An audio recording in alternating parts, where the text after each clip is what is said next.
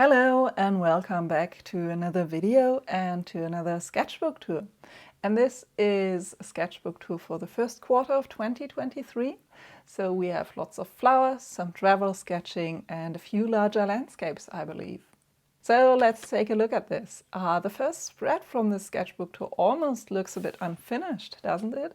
I was doing studies for an illustration project back in March, and so this is a botanical study for Solomon's seal, which is a beautiful woodland spring plant, and I experimented a bit with different techniques like white ink and so this white acrylic ink and colored pencils, and really tried out different things, how I wanted to the illustration to look like and how I wanted to present the plant in the illustration. And on the right I did a small study with moss, and I portrayed a magpie that hopped around in the garden. And again I tried out different techniques, so this is watercolor, and then we have a colored pencil study with a bit of hatching here. And we have another bird portrait here. This time this is a European robin, and this was such a curious little fella that came very close to me, and I was able to take photos of him. And then did this ink sketch later at home. And I think I filmed the drawing process for this. So if you would like to see a video about this, then yeah, let me know. And on the bottom there is a quick ink and watercolor sketch of a periwinkle, which is this lovely violet plant. And on the right side I have more early spring flowers that I brought home to sketch. I definitely shared a video for this one here, the Forsythia. And yeah, there's something about these small delicate spring flowers that I really like, that's really soothing to me, so really enjoyed the process for this. And then we have a loose page here, so I'm just turning this around. In April, the Japanese cherry blossoms in the local parks started to bloom, and we went there to take a look. And yeah, I created this quick landscape and also more detailed sketches of the flowers themselves. So it was a really beautiful early spring day.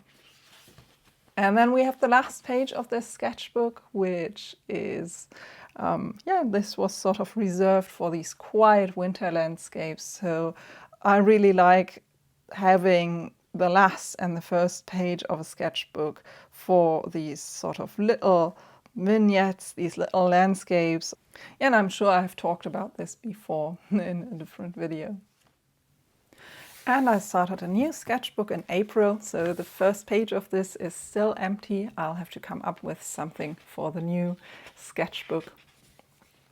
And I really started this one with more cherry blossoms. So I had really a great time with doing these pencil and watercolor sketches of the Japanese cherry blossoms. And I think I also shared the process, the painting process for this one in another video.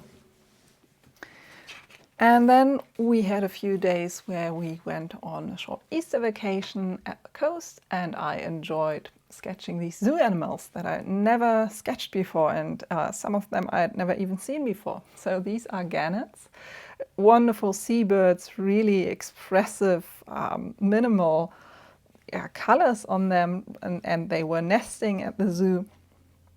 And I studied them quite closely. And then there were also penguins. These are Humboldt penguins. And then I also saw polar bears. I've never seen polar bears before, and I probably only will see them in zoos. And this was really fun to observe these animals and to sketch them. And I also did an entire blog post about this. So if you're interested in reading a bit more about this and also a few thoughts about zoos, then check out the blog post for this. And here are more travel sketching impressions, a cityscape in Bremerhaven with a lighthouse. Then down here there are ink drawings of objects from the German Emigration Museum, which is a very interesting museum with an exhibition that focuses on German immigration during the 19th century. And the museum is there because the city where we stayed, Bremerhaven, was one of the main ports where people left from for the New World, and not just America, but also Australia and all kinds of other places. So here on the right side, we have impressions from Bremen, where we spent another day, and I bought my favorite candy there, which is licorice.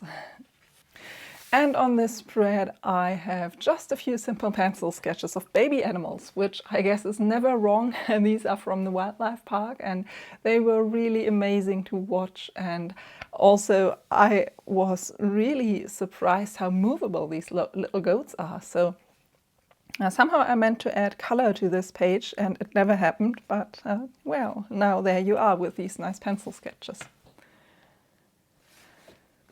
And this is from my first real field sketching day in one of my favorite habitats around here. I was originally checking for orchids, and then I found this beautiful yellow cowslip instead. It was a rather cold day, so I sketched this quick landscape in this vignetted shape. And on the right, there are a few botanical sketches. I already shared a step-by-step for the strawberry here on the blog. And yeah, I'm in this step-by-step, I show how I do these sort of quick ink and watercolor sketches that are really loose, but also have this sort of precise drawing style. And I really enjoy doing botanical sketches like that. And also experiment a bit recently with trying out how I can leave sketches unfinished by not filling in everything with color and leaving the drawing for itself. I think this gives a good impression of the process of drawing and sketching. It's also a time saver, sort of. And I believe not every bit of a sketch has to be in color and finished. You know, it's still a sketchbook. It's supposed to show how you study objects or plants, and so I think this is a really interesting and actually really aesthetically pleasing technique. And here is a bigger landscape from the same area as previously.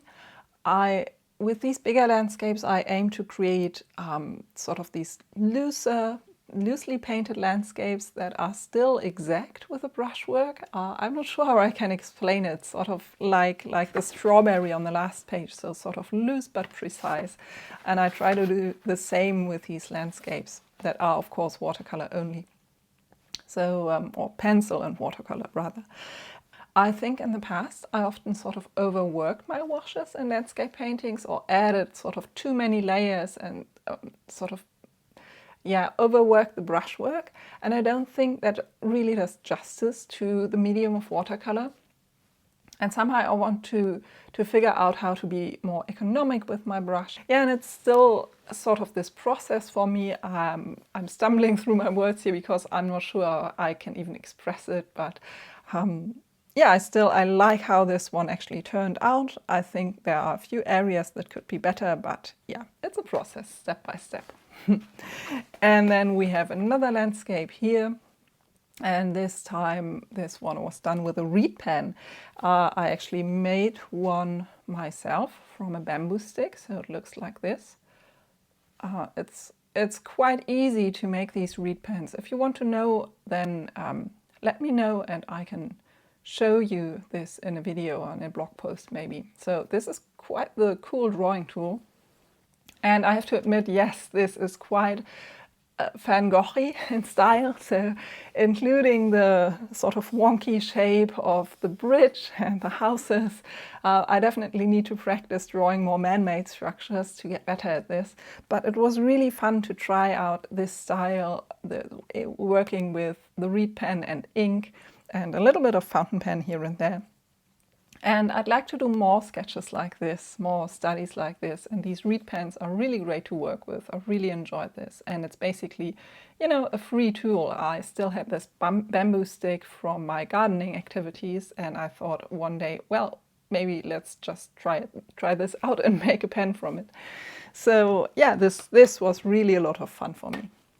And here we have a full page of flowers. There are irises and peonies, and this one is called a cuckoo flower. And I had planned to go field sketching on that day, I still remember it, and it just rained and rained the entire time. So I instead spent the day in the studio with those lovely irises. And these are really interesting flowers. They have these such intriguing shapes, and they are also rather complicated. So it took me a few attempts to get this right, and I think I actually like the really loose version the best. And this was also the last one that I painted. So maybe I needed all of these previous steps to then figure out an easier version. And here we have another spread with botanical sketches. I did some close-up studies of an orchid, you know, just taking really one of those little blossoms and turning it and looking into the inside and really figuring out how it works anatomically. And here we have a twig of a juniper tree with those lovely blue berries that are really, really quite pretty. And this is the first lady's slipper orchid that I saw this season. So again, it was so wet that day that I just was able to take photos and then did my sketching at home, but I plan to return there. Maybe then I'll finish the landscape that I sort of penciled in here. It's very light, I'm not sure if you can even see this, but yeah, there's still sort of this unfinished area here. Yeah, and then on the right side there's another flower sketch, and then this heron I saw. Another sort of still unfinished page, I think. And here we have another big landscape sketch from a local park. And as I said previously, for me this is still a process of figuring out how I want to do things, how I want to really design and render these landscapes. And I'm still mainly struggling with getting the contrast right with the first wash and not overworking stuff. You know, I'm coming from illustration and from these really precise paintings where I can work and fiddle with the paint a lot, and I have the feeling that I have to get back more into this loose application of paint, and I really want to train myself sort of in doing this. But yeah, these are my baby steps towards this direction. Yeah, and in any case, I really enjoyed this day. I really enjoyed painting this and seeing all of the different greens and applying different textures to this. So it was a really lovely day. And even though this isn't really perfect in my eyes, or there are still things that I would like to change, this was a really fun painting session for me. And here we have something that's a bit different than usual. So this is a blue and sepia ink sketch of one of our local landmarks here. So this is the Hercules statue towering above the city of Kassel, where I live. And I've actually never sketched this one up close. You can see you need a lot of patience for all of these details, patience that I usually don't really have, or only for other subjects. And this statue is part of this really great Baroque water garden with cascades and fountains. So it continues from here and really spreads out into the park, and there are these sort of layered lakes and yeah, fake castle ruins and spooky old bridges. Yeah, and on some days they turn on the water and the water flows through these cascades, and you can see those fountains and old bridges.